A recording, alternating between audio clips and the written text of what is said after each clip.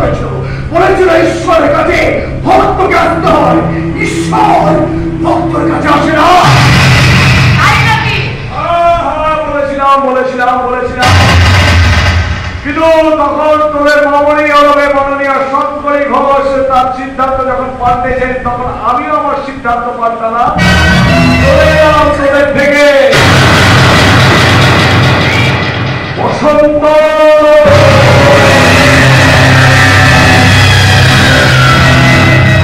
আমাকে চিনতে পারছেন না মাননীয় শঙ্করী ঘোষ? কি চাও গে? মানে আমি যা বলবো আপনি সেটাই আমাকে দিতে পারবেন। বেশ, তাহলে আপনি আপনার কোনটাই দিন।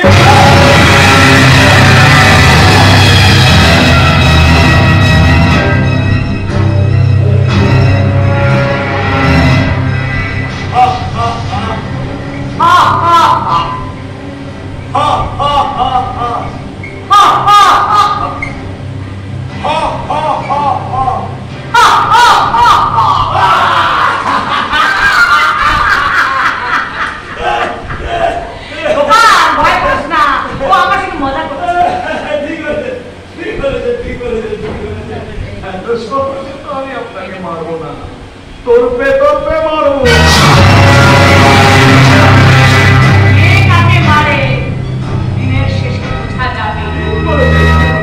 দিনটা তো সবাই শুরু হলো। আমি তোমার সঙ্গে কোনো বিরোধে যেতে চাই না, তুমিও যদি কাজ করবে। আমি শুধুমাত্র মনি ভাইয়ের হয়ে কাজ করি। মনি ভাই, তুমি মারবে আমার কি টাকা পাবে? আমি তোমাকে টাকা দিয়ে পুরে তার কাজটা কি শুনি? সেটা সময় হলে আমি যা চাইবো সেই কাজটাই আমাকে করতে হবে, তাই তো? কিন্তু এখনকার মানুষের চাহিদাগুলো কিরকম বেহিসাবি হয়ে যাচ্ছে।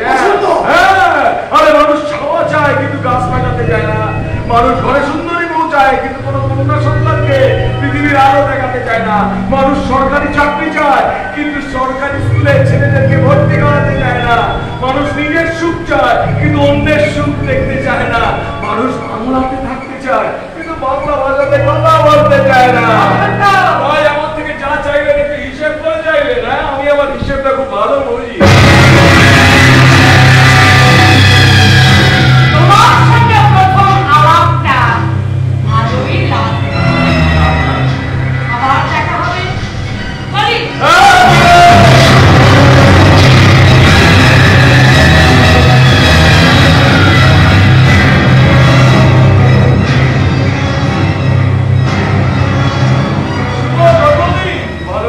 শঙ্করী ঘোষ, ধন্যবাদ।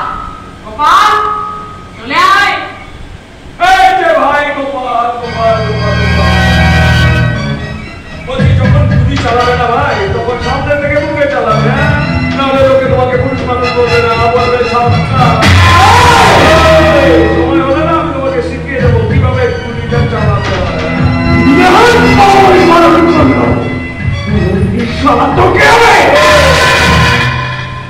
শত্রুতা পছন্দ করি কিন্তু ধোঁকাবাজি পছন্দ করি না। আমিও চলি, আমার আবার শপিং করতে যেতে হবে।